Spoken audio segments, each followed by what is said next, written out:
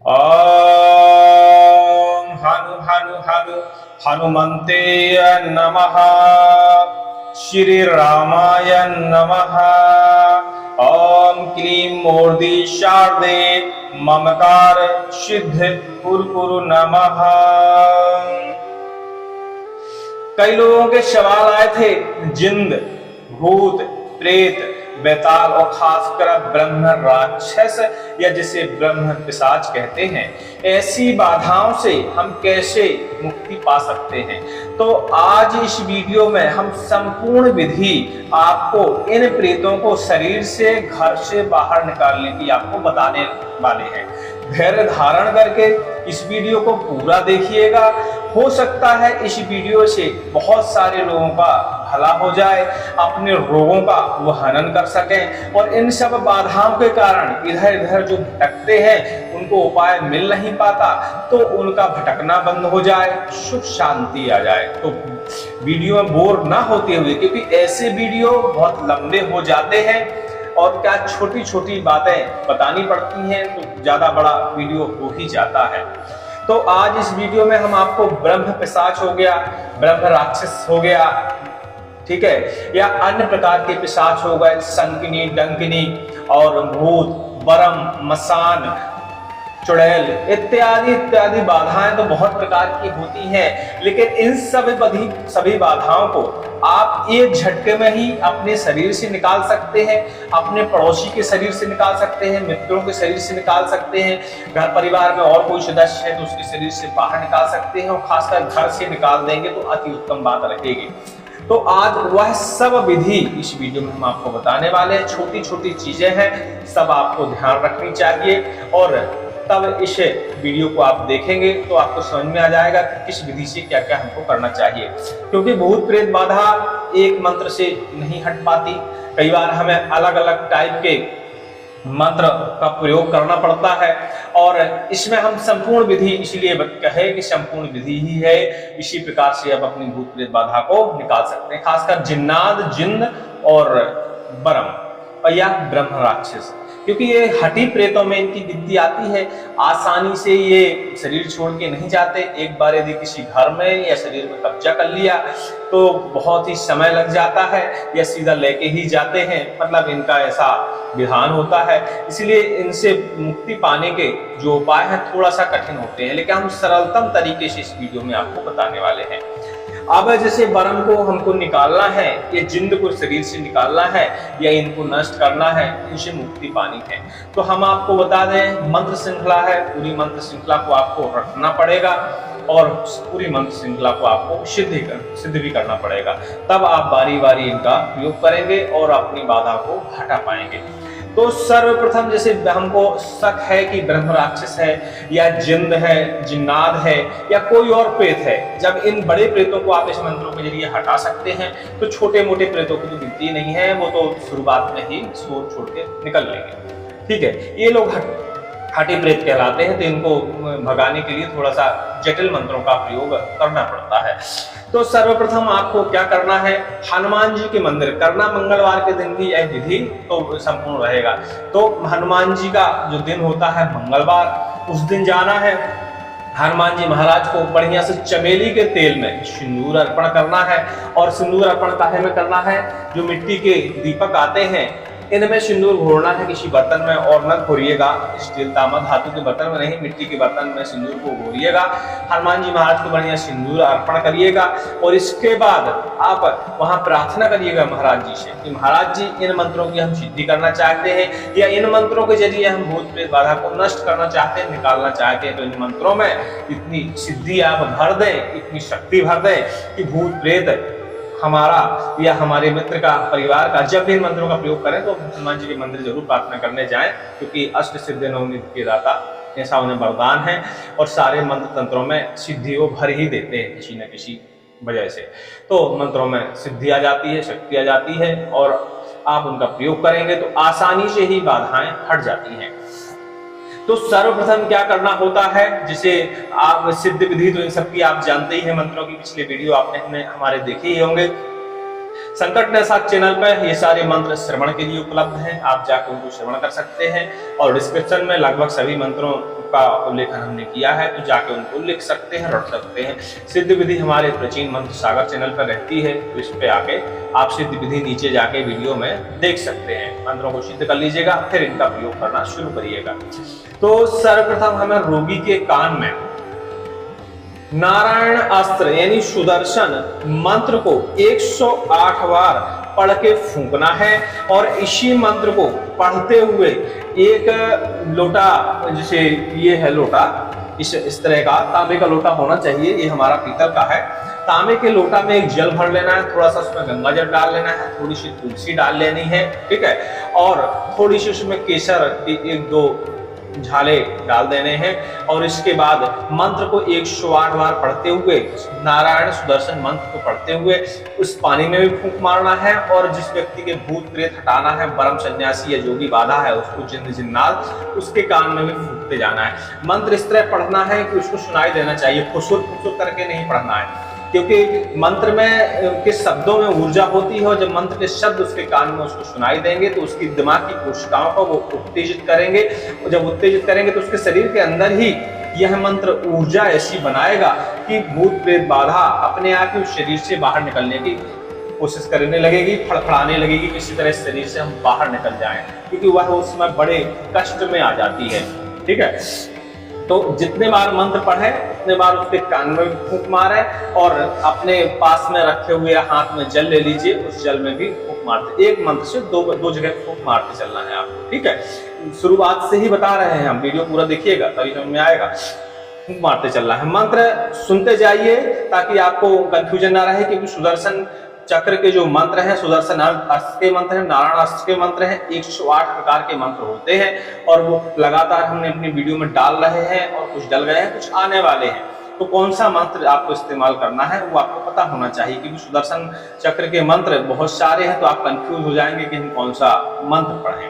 ठीक है, ओम नमो भगवते सुदर्शनाय, भो भो सुदर्शनम, दुष्टम दाराय दाराय, दुरितम हन हन, पापम दय दय, रोगम मर्दय मर्दय, आरोग्यम कुरु कुरु।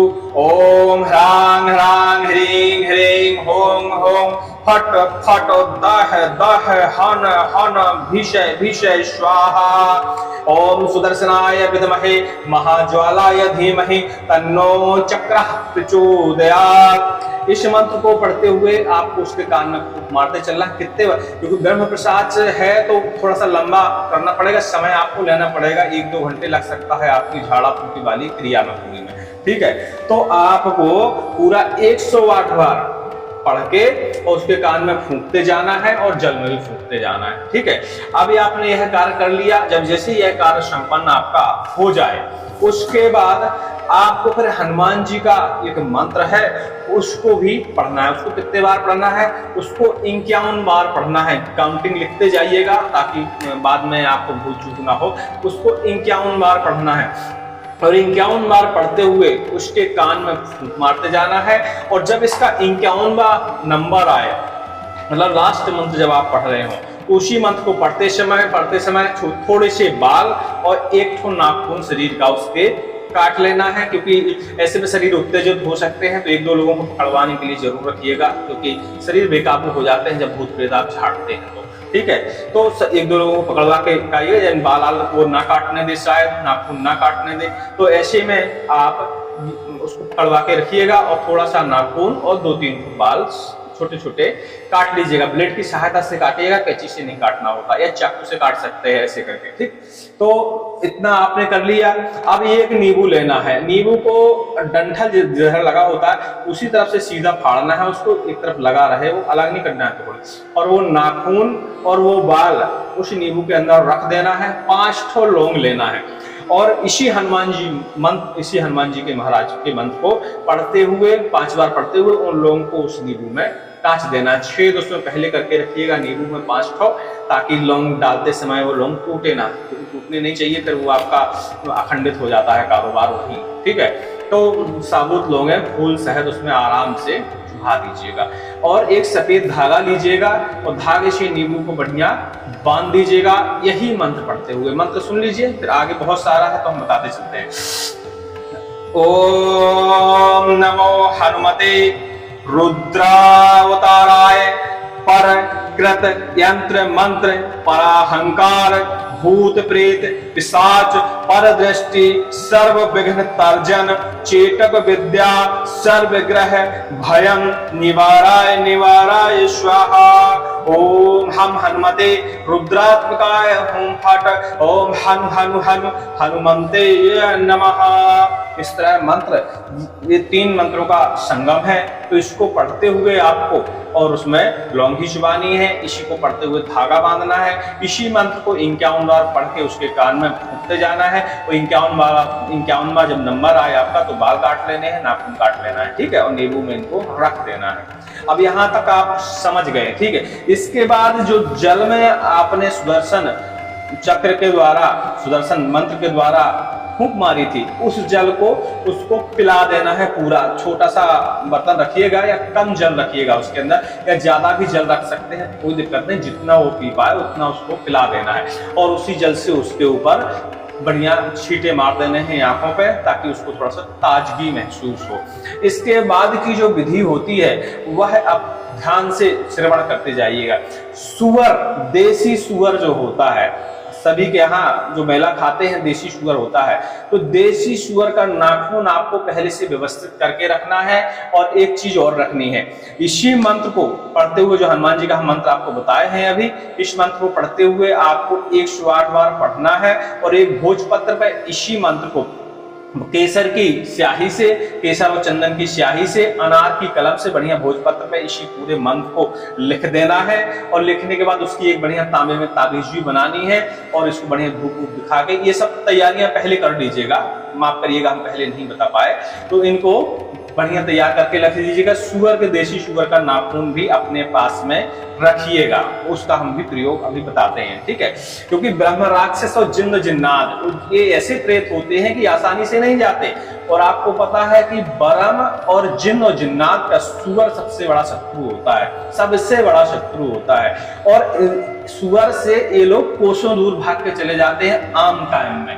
तो जब आप उसको मंत्र विधि द्वारा सुअर के नाखून का प्रयोग करेंगे तो ये हमेशा के लिए उस जगह पर छोड़ के चले जाएंगे, ठीक है। और सुअर हमारे 12 भगवान का अवतार मान लीजिए, 12 अवतार मान लीजिए, वही है। लेकिन अब कलयुग है तो अब कुछ भी समझ लीजिए, लेकिन हमें गंदे वाले सुअर के नाखून लाने हैं, जंगली सुअर के नहीं लाने हैं, ठीक है, ये ध्यान देना। क्योंकि ब्रह्म और जिन्न दोनों को भगाने के लिए यह बहुत जरूरी होता है। वैसे भक्त तो इन दोनों मंत्रों से जा चुके होंगे, लेकिन वो अपनी संतुष्टि के लिए, पूर्णतया संतुष्टि के लिए यह कार्य करना बहुत आवश्यक है। तो आप नाखून पहले से ला के रखिएगा, और उसका छोटा सा टुकड़ा बनाइएगा जो ताबीज में घुस सके, ठीक है।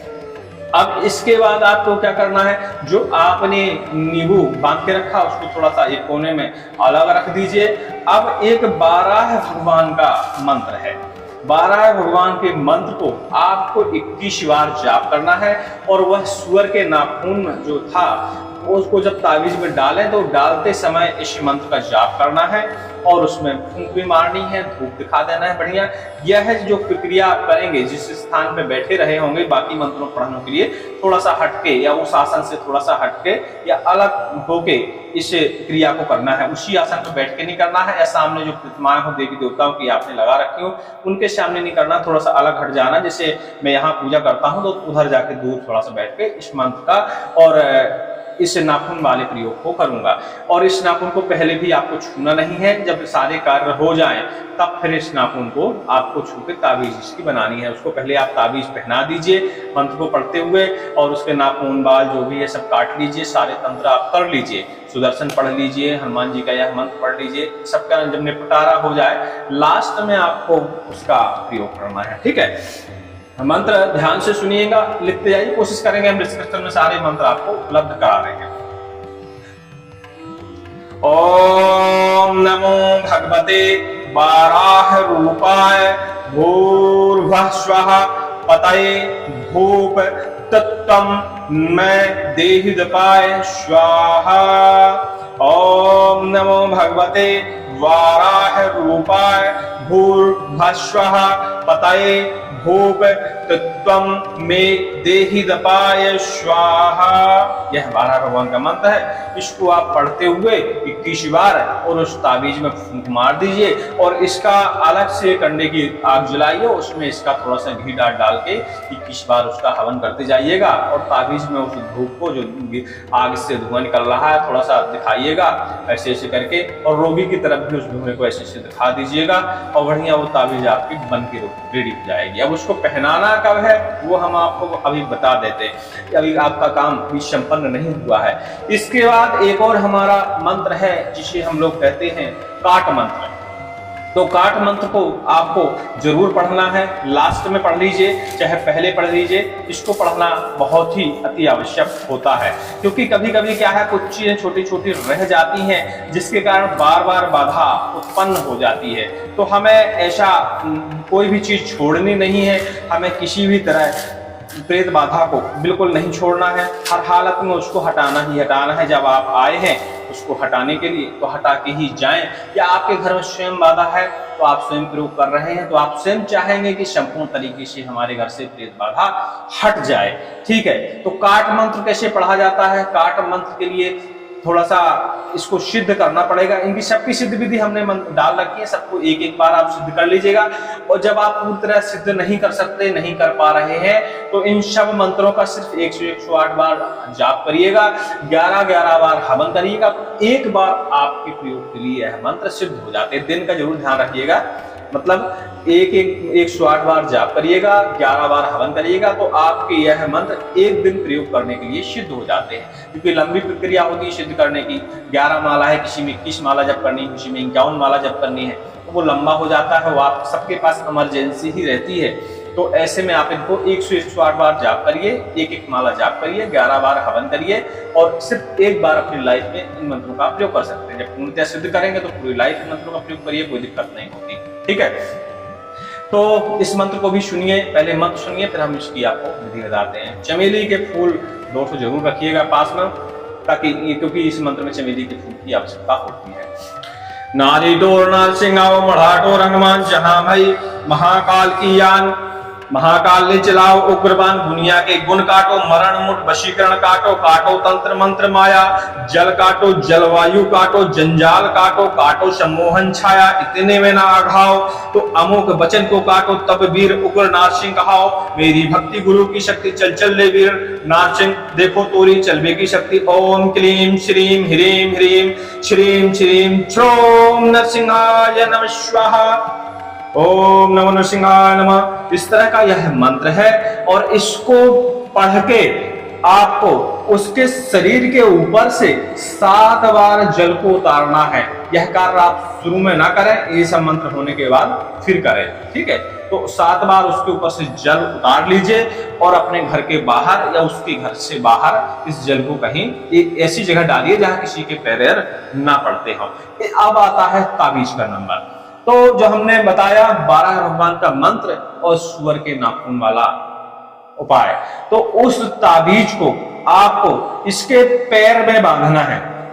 जो भी आपका रोगी है या जो भी भूत प्रेत बाधा पीड़ित व्यक्ति है उसके पैर में बांधना है। ठीक है, और आप बांधते समय कोई मंत्र नहीं पढ़ना है, सिर्फ बांध देना है और उसका जो बचा हुआ नाखून का टुकड़ा है उसको एक कागज में लपेट के बढ़िया पुड़िया बना के दरवाजे के सामने कहीं खील के सहारे ठोक देना है, कागज में, पन्नी में या कपड़े में लगा के उसको, उसमें मंत्र की जरूरत नहीं, सीधा ठोक देना है ताकि सामने से आने वालों को उस पर नजर पड़ जाए। ऐसे में ब्रह्म पिशाच या ब्रह्म राक्षस और जिन्न जिन्नात कभी भी उस जगह पे बिल्कुल ठहरेंगे नहीं, ये हमारी बिल्कुल गारंटी मान लीजिए आप, क्योंकि यह उपाय एक सटीक उपाय है और इस तरह आप भूत प्रेत को हटा देंगे तो फिर वो दोबारा उस घर में नहीं आएगा। अब रोगी के लिए एक नियम का पालन बहुत जरूरी है। जैसे वो पैर वाली ताबीज बांधी थी तो वह हमेशा गिनती के 21 दिन पहननी है, इसके बाद उसको उतार के घर से बाहर कहीं टांग देना है। ठीक है, जैसे अपना घर होता है, एक हद होती है हमारे घर की कि ये हमारी बाउंड्री है और इसके अंदर कोई आए तो वह हमारा घर हो जाता है। बाउंड्री के बाहर रोड हो सकती है, आंगन हो सकता है, कुछ भी हो सकता है। तो हर 21 दिन के बाद उस ताबीज को उतार के बाहर टांग देना है और जब उसके बाद फिर 21 दिन हो जाए तो उस ताबीज को फिर लाके अपने पैर में पहन लेना है। ऐसा उसको 6 महीने तक लगभग करना है, ठीक है। अब 6 महीने तक ऐसा वो कर लेगा तो दोबारा जिन्न भूत प्रेत या ये शब्द जो भी है या जिसको आपने भगा दिया वो भी कभी कभी लौट के आने की कोशिश करता है। तो जब उसको बार बार झटके पे झटके आप देंगे तो फिर वो डर जाएगा, उसका हृदय कांप जाएगा, तो फिर वो कभी आपके दरवाजे की तरफ कभी नहीं बढ़ेगा या आपकी तरफ सोचेगा ही नहीं कि आप इस शरीर से हमें कोई मोह रहा, क्योंकि जिन्न हो गया, भूत प्रेत हो गए, ब्रह्म राक्षस हो गए, इनको असल में हमारे शरीर से मोह हो जाता है, जिसके कारण यह हमारे शरीर में आ जाते हैं। और जब हमारे शरीर खत्म हो जाता है तो किसी और शरीर को पकड़ लेते हैं जाके, उससे मोह करने लगते हैं। ऐसा इनका कुछ विधान होता है। उम्मीद करते हैं कि आप पूर्णतः इस जानकारी को समझ गए होंगे। और एक और बात, ये सब करने के बाद अब हम तो आपके पास आएंगे नहीं, क्योंकि इन सब मंत्रों को प्रयोग करने के लिए आपको गुरु दक्षिणा देने की आवश्यकता होती है, ठीक है। तो हम आपके पास आने वाले हैं नहीं है, हो सकता है आप हमसे संपर्क ना हो कर पाए या हमसे संपर्क ना हो पाए। तो जो भी श्रद्धेय गुरु दक्षिणा आपकी हो, जो भी, ऐसा नहीं है कि आप 1000, 500, 10,000 कुछ भी, जो भी उस व्यक्ति के यहाँ श्रद्धेय दक्षिणा हो, उस दक्षिणा को लेके हनुमान जी के मंदिर में जाके उस दक्षिणा का दान कर दीजिए, तो अति पुण्य की प्राप्ति होगी और यह मंत्र आपके लिए हमेशा सफल रहेगा। अब ये जरूरी नहीं है कि आप हनुमान जी के मंदिर में दान ही कर दें, आप चाहे तो उस कोई सामग्री लेकर भी हनुमान जी के मंदिर में उसको अर्पण कर सकते हैं, या किसी भी तरह महाराज जी के मंदिर वह धन का उपयोग हो जाना चाहिए।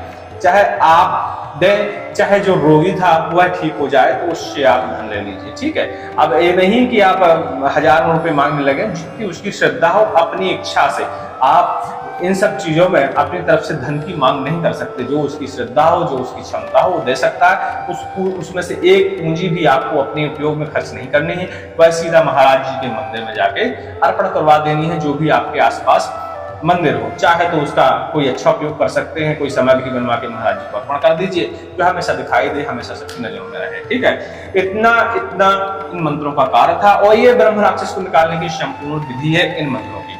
और भी इसके अलावा तरीके हैं। कई बार क्या होता है कि ज्यादा ही भ्रष्ट हो जाते हैं भूत प्रेत, तो उनको तरह तरह के हमें भी हथकंडे अपनाने पड़ते हैं उनको निकालने के लिए। तो जो विधि सक्सेस हो जाए वही विधि मायने रखती है। यह सभी मंत्रों का संगम है और यह विधि 100% कारगर है। लेकिन इसके अलावा भी और भी विधियां हैं, लेकिन इस विधिया है हमारी सबसे श्रेष्ठ विधि है, सबसे आसान विधि है। इसमें बहुत जल्दी ही निवारण हो जाता है। कई बार मंत्रों के प्रभाव से हमें कोई उपाय नहीं करना, उस तरह से भी ब्रह्म पिशाच को निकाल दिया जाता है। और हमारे गुरुजी का मानना है कि बस मंत्र पढ़ो, चुटकी बजाओ, ब्रह्म राक्षस गायब, ठीक है। तो अपना अपना करने का, सबके अंदर वो सिद्धियां नहीं हो पाती, अपनी अपनी सिद्धियां होती हैं। मंत्र में कौन कितनी सिद्धियां कर पाता है वो उसके ऊपर निर्भर करता है। हमारे मंत्र में जितनी ताकत है हम उतनी कार्य कर सकते हैं, गुरुजी के मंत्रों में जितनी ताकत है तो वो गुरुजी ही हैं।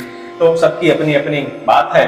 आप इस विधि को अपनाकर अपने जिन्न भूत प्रेत बाधाओं का हरण करते हैं। शुद्ध देशी और हिंदू धर्म की एक विशेष विधि है और बुंदेलखंड में इस विधि का बहुतायत प्रयोग करके जिन्न बेताल और भूत प्रेत बाधाओं को निकाला जाता है। ये सबसे बड़ी विधि मानी जाती है। इसके अलावा फिर तो नारसिंह और सुदर्शन के अलावा और कुछ है ही नहीं है। तो जब इनसे भी बड़ा यदि कोई बाधा है नहीं हट रही तो समझ लेना चाहिए कि फिर देव बाधा है।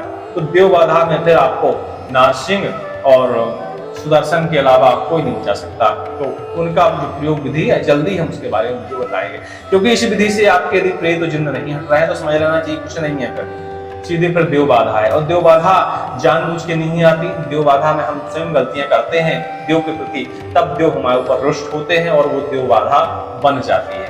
देव बाधा का मतलब यही होता है कि हनुमान जी के हम मंदिर गए, कुछ हमने ऐसा अपराध कर दिया जो क्षमा योग्य नहीं था, अनजाने अनजाने में भी हो जाता है, तब देव हमारे ऊपर रुष्ट हो जाते हैं और सारी नकारात्मक ऊर्जा हमारी ओर ढकेलने लगते हैं, तो उसे देव बाधा कहते हैं। तो ऐसे में आप नारसिंह का, हनुमान जी महाराज के वज्रमंत्र का, नारायण अस्त्र का, नारायण चालीसा का, नारायण संपूर्ण पाठ का प्रयोग करके इन सब बाधाओं को हटा सकते हैं। और जब किसी भी तरह ना हटे तो नारायण बलि से सभी मुक्त हो जाते हैं, चाहे भूत हो या कुछ हो, ठीक है। तो यह विधि थी, उम्मीद करते हैं समझ में आ गई होगी। कुछ ना समझ में आए तो कमेंट हमें कर दीजिएगा, टेलीग्राम पे हमें संपर्क कर लीजिएगा। और किसी को और अच्छी तरह से समझना है तो हमें कॉल भी कर सकता है। बोलिए श्री राम जी सरकार की जय, हनुमंत लला की जय, कालिका माई की जय, शारदा मैया की जय। ओम क्लीं मोदी शारदे ओंकार सिद्ध पुत्र नमः। सबके कल्याण करे। और एक बात और, कई लोग हमें प्रणाम करने लगते हैं कमेंट में और मैसेज में, तो मैं क्षत्रिय हूँ, ठाकुर हूँ, इसलिए प्रणाम या चरण स्पर्श की जरूरत नहीं है। आप सब जय श्री राम करें, जय हनुमान करें, जय मां शारदा की करें, हमें उतना ही बहुत है। क्योंकि क्षत्रिय को सबके प्रणाम या चरण स्पर्श स्वीकार नहीं करने चाहिए, क्योंकि हर इंसान के अंदर अपनी अपनी ऊर्जा होती है और हर इंसान के अंदर योग देव और इष्ट वास करते हैं। तो हमें पाप का भागी बिल्कुल ना बनाए। जय श्री राम करें, जय हनुमान करें, जय बालाजी की करें, यही बहुत है। जय श्री राम।